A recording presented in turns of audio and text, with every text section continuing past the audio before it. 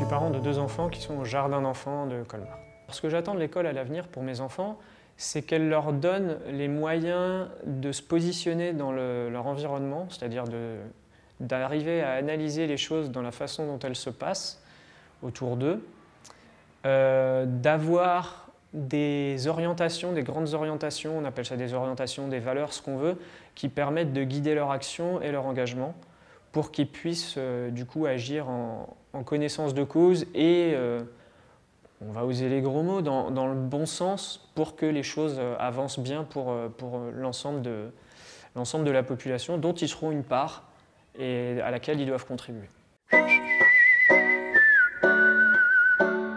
Mon épouse a fait toute sa scolarité à l'école Steiner, elle est très contente de ce que ça lui a apporté personnellement et professionnellement. Et en fait, ensuite, il y a d'autres raisons dont je me rends compte maintenant. C'est le soin qui est apporté aux enfants individuellement au sein du groupe. Donc la capacité à faire avancer l'enfant, mais tout en gardant une dynamique de groupe. Le rythme saisonnier qui est conservé et qui est très important et qui permet vraiment que les enfants se calent dans la saisonnalité, le printemps, l'été, l'automne, l'hiver. Et alors, c'est pas pour maintenant, mais ce sera pour après. L'égale importance associée à l'ensemble des capacités qu'on peut développer, que ce soit les maths, la physique, l'histoire, le français, le travail du bois, le théâtre, le dessin, la musique, toutes ces choses-là sont mises sur un pied presque d'égalité et ça ouvre des perspectives professionnelles énormes, ce qui fait que les enfants à la fin sont curieux et choisissent en fonction de ce qu'ils aiment et pas en fonction de ce qu'on leur dit. Je travaille dans l'enseignement supérieur, donc je suis enseignant-chercheur, et le lien que je peux faire avec la pédagogie, il est surtout au niveau de ma pratique à moi, dans le sens où en fait, je m'intéresse beaucoup à la pédagogie de l'enseignement supérieur, et les éléments théoriques que j'y retrouve cadrent complètement, enfin très largement avec ce qui est développé ici. Donc en 2 mots, il y a la question de comment est-ce qu'on pousse les étudiants à acquérir des compétences, puisqu'une compétence, ça s'acquiert, ça ne se transmet pas. Donc comment est-ce qu'on les pousse à être actifs? Comment est-ce qu'on les pousse à favoriser un apprentissage en profondeur? Pas pour la note, mais pour la compétence que ça confère et pour le lien qu'on fait entre les différents éléments. Et alors il y a des choses qui sont reprises actuellement dans certaines institutions d'enseignement supérieur. Il y en a un qui s'appelle le campus de la transition, qui parle d'un enseignement, donc c'est pas de moi, hein, tête, cœur et corps.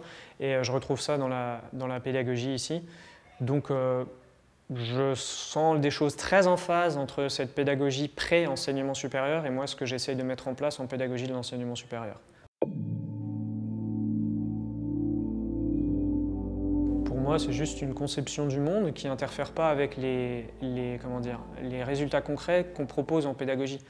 On ne parle pas de Descartes et de la séparation corps-esprit aux étudiants quand on les accueille en école d'ingénieur. On fait notre boulot de transmettre, de leur faire acquérir des compétences. Ici, j'ai l'impression que c'est un peu la même chose.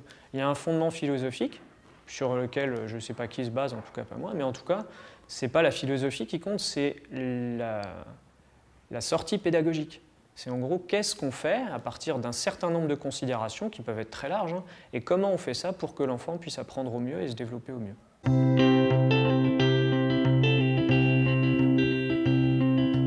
Déjà, ils sont contents d'aller à l'école. Bon, sauf certains matins où ils râlent, je ne veux pas aller à l'école, mais jamais ils râlent une fois qu'on est dans la classe. Ce que j'ai pu constater, c'est qu'ils vont bien. Ils sont heureux d'aller à la forêt le mercredi, ils sont heureux d'aller faire de la peinture, ils sont heureux d'aller faire du pain. Quand il y a des frictions entre les enfants, ils peuvent en parler à la jardinière qui est là. Ils ont plein de références par rapport au rythme des saisons. Donc souvent, quand ils attendent un moment avec impatience, on leur dit d'abord il faut passer la fête de l'automne, d'abord il faut passer la fête de l'hiver, et après on va arriver à Carnaval par exemple, parce qu'ils aiment se déguiser. Et donc il y a ces éléments-là de positionnement temporel qui sont bien posés. Et en fait, ils construisent des cabanes dans tous les sens. Enfin, quand ils rentrent à la maison, ils arrivent à jouer sans aucun problème. Ils n'ont quasiment jamais à court d'idées, c'est plutôt nous les freiner parfois par rapport à certaines idées. Et voilà, donc après, c'est extrêmement difficile pour moi d'évaluer ça par rapport à une autre pédagogie, mais ce que je vois, c'est qu'ils vont bien, ils font bien leur cabane, qu'ils sont bien dehors, qu'ils aiment bien, ils sont très contents de voir des gens. Quand on accueille des gens à la maison, ils sont très contents. Ils ont plein de centres d'intérêt différents.